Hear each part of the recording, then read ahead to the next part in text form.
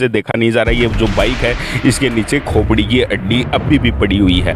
आपको पूरा हादसे की जो तस्वीर है वो ट्रक तोड़ते हुए अंदर तक घुस गया है, ये आप देख पा रहे होंगे। जो पेड़ है ये रही कि घर में जो लोग सो रहे थे वो उस पेड़ की वजह से बच गए। अगर वहाँ वो पेड़ नहीं होता तो मान आपको ये भी मैं दिखाता हूँ किस तरीके से टैंकर घर में घुसा हुआ है। इस तरीके से इतना निर्मम यह एक्सीडेंट हुआ है कि आप समझ नहीं पाएंगे जो मैंने अभी आपको तस्वीर। नमस्कार दोस्तों, अभी मौजूद हूँ मैं डिगाल में और डिगाल जो जुन्नू शिखर हाईवे है उसके पास खड़ा हूँ। ये बाइक देख के आप समझ पा रहे होंगे कि यहाँ क्या हुआ होगा और ये जो भीड़ है वो क्यों है। रात को एक ऐसा हादसा जिसे सोच के रूह कांप जाए। इस बाइक को देख के आप समझ रहे होंगे कि एक टैंकर है जो पीछे झुंझुनू की तरफ से आता है और ये बाइक हालांकि किसकी गलती है क्या है वो पुलिस की जांच का विषय है, या पीछे जो बैंक में सीसीटीवी कैमरे लगे हुए हैं उनमें जो नज़र आएगा तब पता चलेगा कि हकीकत हुआ क्या था। लेकिन ये एक्सीडेंट होता है और वहाँ पीछे से लेके यहाँ तक ये बाइक और इस बाइक पे जो सवार था इसी डिगाल गाँव का जो लड़का था, दोनों घसीट के यहाँ तक आते हैं। और आपको दिखा नहीं पाएंगे वो विजुअल्स, लेकिन आपको मैं बता दूं मेरे खुद से देखा नहीं जा रहा। ये जो बाइक है इसके नीचे खोपड़ी की हड्डी अभी भी पड़ी हुई है। आपको पूरा हादसे की जो तस्वीर है वो दिखाता हूँ। पीछे की तरफ जो रास्ता देख रहे हैं झुंझुनू की तरफ से ये रोड आती है, वहाँ एक मोड़ है और इस डिवाइडर के बीच में कट भी है जो गाँव के अंदर की तरफ रास्ता जाता है उसको लेके। और जो टैंकर है, एक टैंकर से ये हादसा हुआ है वो भी मैं अभी आपको दिखाऊंगा कि टैंकर इस साइड से आगे इस रोड से गुजर रहा था। वहाँ एक्सीडेंट होने के बाद यहाँ वो अनियंत्रित टैंकर होता है और जो बीच में जो आप डिवाइडर देख पा रहे होंगे, इस डिवाइडर को क्रॉस करके और दूसरी तरफ आपको दिखाई दे रहा होगा एक घर है, उसकी दीवार को तोड़ के एक बड़ा पेड़ है उसको तोड़ते हुए घर के अंदर तक घुस गया। बस गनीमत ये रही कि घर में जो लोग सो रहे थे वो उस पेड़ की वजह से बच गए। अगर वहाँ वो पेड़ नहीं होता तो मान के ये चलिए कि जो टैंकर है वो दीवार तोड़ के सीधा उन पे चढ़ने की स्थिति में तो आ ही गया था। अगर पेड़ नहीं होता तो वो टैंकर हो सकता है कि सीधा उनके घर उन जो लोग सो रहे थे उनके पास तक पहुंच जाता। आपको ये भी मैं दिखाता हूं कि किस तरीके से टैंकर घर में घुसा हुआ है। यही वो टैंकर है और आप देख पा रहे होंगे एक घर है, इस घर का ये मेन गेट है। मेन गेट के पास से ये जो दीवार थी उस दीवार को तोड़ गई। ये आप देख पा रहे होंगे कि दीवार पूरी टूटी हुई है और ये टक्कर कितनी ज़बरदस्त होगी ये आप समझ पा रहे होंगे कि पूरी दीवार को तोड़ा है। ट्रक की टक्कर से दीवार टूटी है और उसके बाद आप ये देख पा रहे होंगे एक मजबूत पेड़ है, उस पेड़ को भी ट्रक तोड़ते हुए अंदर तक घुस गया है। ये आप देख पा रहे होंगे जो पेड़ है इतना मजबूत, उसके टक्कर लगने के बाद ये पेड़ भी टूट चुका है और उसके बाद टैंकर अंदर की तरफ घुसा है।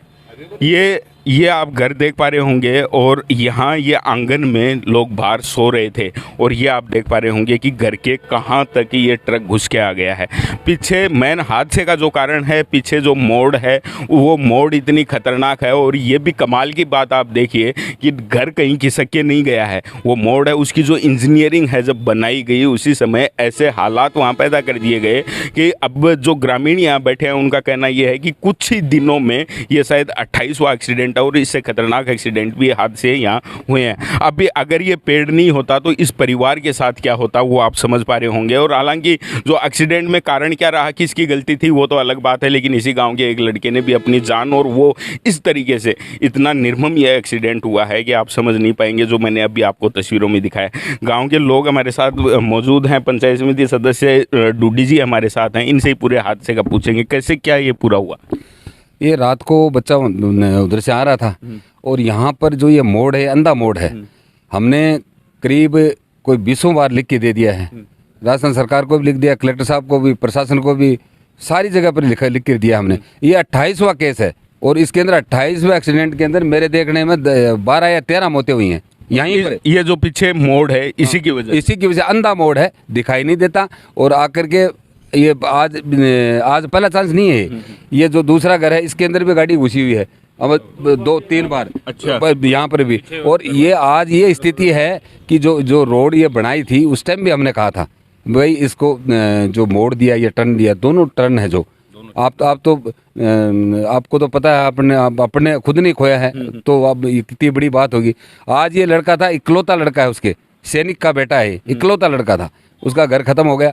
और एक नहीं है, दो दो तीन तीन लाशें हमने यहाँ से निकाली हैं। और मैं कहूँ कि डिघाल गांव का जो मुख्य स्टैंड है, ये दोनों ही मुख्य स्टैंड हैं, और जो पीछे मोड़ और इसके अलावा एक आगे, हमने पहले भी जो दूसरा मोड़ है वहाँ हादसे हुए थे, और हमारे चैनल के माध्यम से कई बार हमने प्रशासन को अवगत करवा दिया है इस मामले से। वहाँ पे एक कट तो इस तरीके से बनाया गया है जैसे खुद प्रशासन और जो अथॉरिटी है उसने ये चाह के बनाया हो कि यहाँ हादसे हों और लोग निपटें, ऐसा कुछ वो कट है, वो भी आपको दिखाएंगे। लेकिन इससे पहले जब यहाँ ये हादसा हुआ, आप गांव के ही हो, कितने बजे की ये घटना है और कैसे? ये रात 12:30 की घटना बताई जा रही है।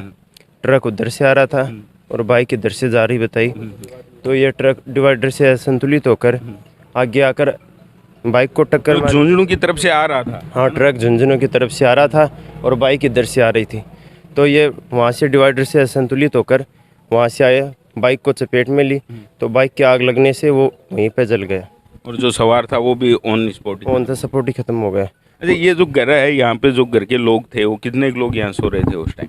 वो लगभग 2 या 3 लोग सो रहे थे। अच्छा, यहाँ आंगन में सो रहे, हाँ। तो अगर ये पेड़ नहीं होता तो ये फिर आता और यहाँ पे नुकसान करके जाता। अगर पेड़ नहीं होता तो ये हादसा कोई दूसरा रूप लेता।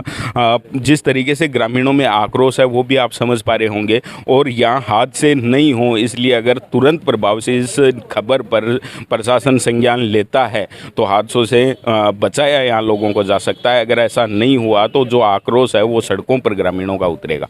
धन्यवाद।